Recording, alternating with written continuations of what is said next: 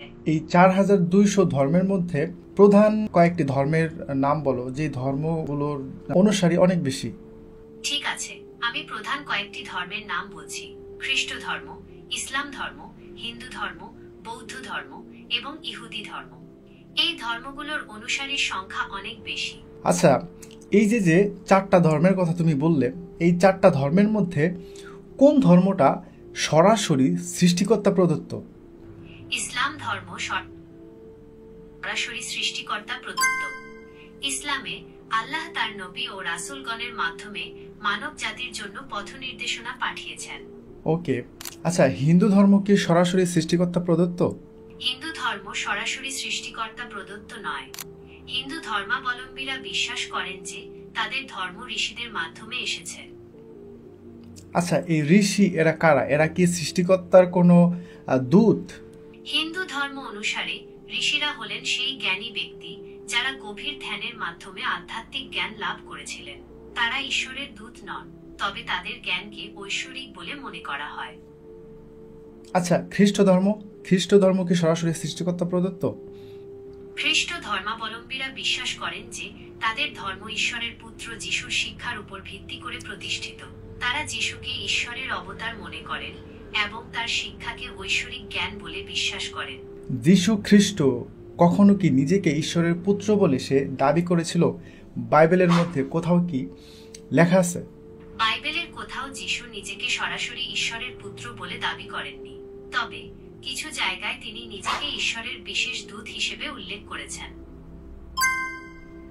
আচ্ছা, তাহলে তুমি আমাকে আরেকটি প্রশ্নের উত্তর দাও যে পৃথিবীর কোন ধর্মগ্রন্থটি সরাসরি সৃষ্টিকর্তা প্রদত্ত?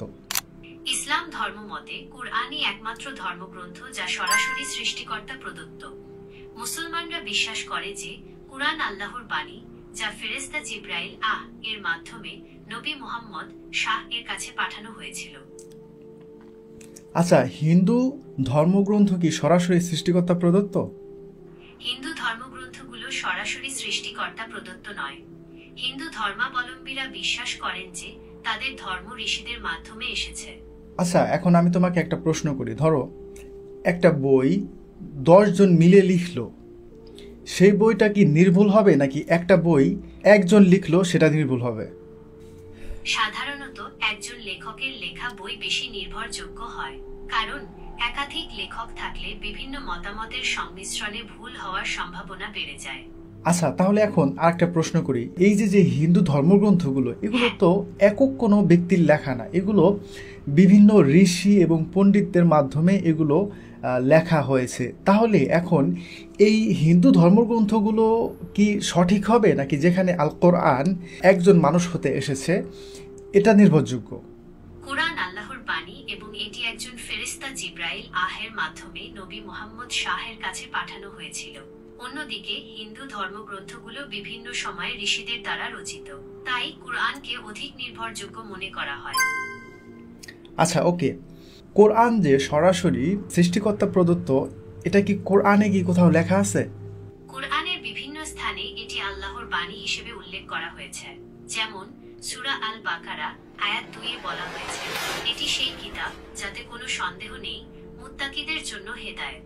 সূরা আল হিজর আয়াত 9-এ বলা হয়েছে, নিশ্চয় আমি কুরআন অবতীর্ণ করেছি এবং নিশ্চয় আমি এর সংরক্ষক।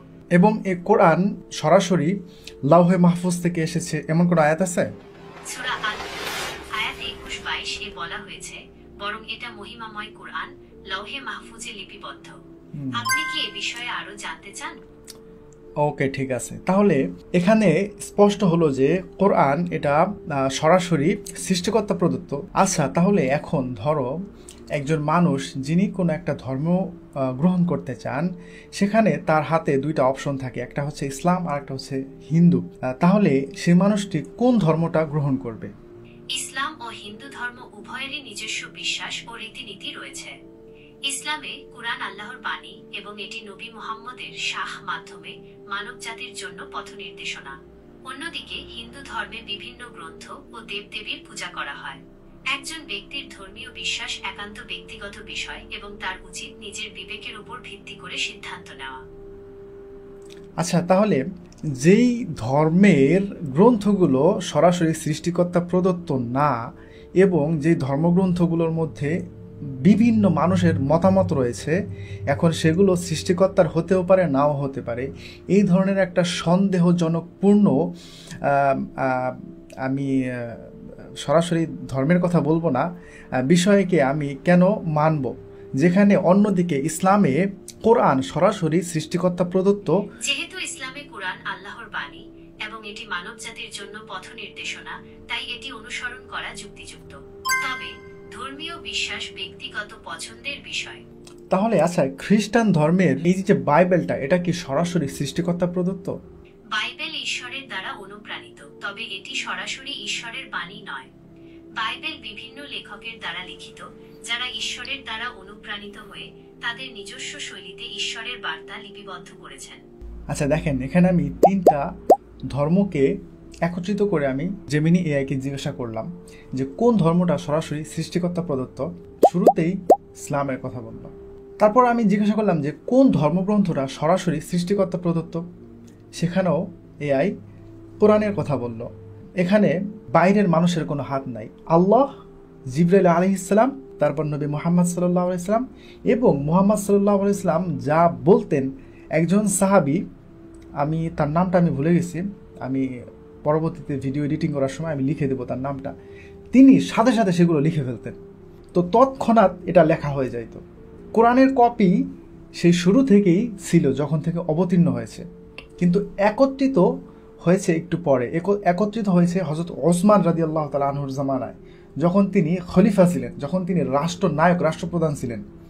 তখন তিনি একটা বৈঠক করে রীতিমতো অনেক সাহাবা ইকরামগণ যারা হাফেজ ছিলেন, তাদের সবাইকে একত্রিত করে এই কোরআনকে একত্রিত করা হয়। এই কোরআনের মধ্যে কোনো ভুল নাই, একটু কিঞ্চিত পরিমাণ কোনো সন্দেহ নাই, কোনো ভুল নাই। তো এই জন্য কোরআনকে নিখুঁত একটা ধর্মগ্রন্থ বলা হয়, যেখানে মানুষের কোনো মন্তব্য নাই, যেখানে মানুষের নিজস্ব কোনো ভাষা নাই, যেখানে সরাসরি সৃষ্টিকর্তার মন্তব্য আছে, সরাসরি সৃষ্টিকর্তার ভাষা রয়েছে যে গ্রন্থের মধ্যে। এই জন্য আপনি গুগলে যান অথবা এআইকে জিজ্ঞাসা করেন যে নির্ভরযোগ্য ধর্মগ্রন্থ কোনটি, এক কথায় কোরআনের নাম বলবে। কোরআন সরাসরি সৃষ্টিকর্তা প্রদত্ত একটি ধর্মগ্রন্থ, যার মধ্যে কোনো ভুল নাই, কোনো সন্দেহ নাই। ভুল থাকবে কিভাবে, সন্দেহ থাকবে কিভাবে, যেখানে সরাসরি আল্লাহ সুবহানাহু ওয়া তাআলা নিজে কোরআনের মধ্যে আয়াত দিয়ে দিয়েছেন যে এই কোরআনের মধ্যে কোনো সন্দেহ নাই এবং এই কোরআন আমি নিজে সংরক্ষণ করি, সেখানে কোরআন কিভাবে ভুল হতে পারে? তো যাই হোক, এই ছিল আমার আজকের ভিডিও। ভালো লাগলে অবশ্যই লাইক করবেন আর কমেন্ট করে আপনার মন্তব্য জানাতে ভুলবেন না। আর আমার উদ্দেশ্য অন্য ধর্মের মানুষকে আঘাত করা নয়, আমার উদ্দেশ্য হচ্ছে যে সত্যটা তুলে ধরা। তো যাই হোক, আর আরেকটি কথা বলতে চাই যে আমার এই ভিডিওগুলো আমি ফেসবুকেও আপলোড করতে চাই। ফেসবুক যেহেতু একটু সহজ মাধ্যম, আর ফেসবুক হচ্ছে সবাই ব্যবহার করে, ছোট বড় সবাই ব্যবহার করে। ইউটিউব সবাই বোঝে না, ব্যবহার করে না।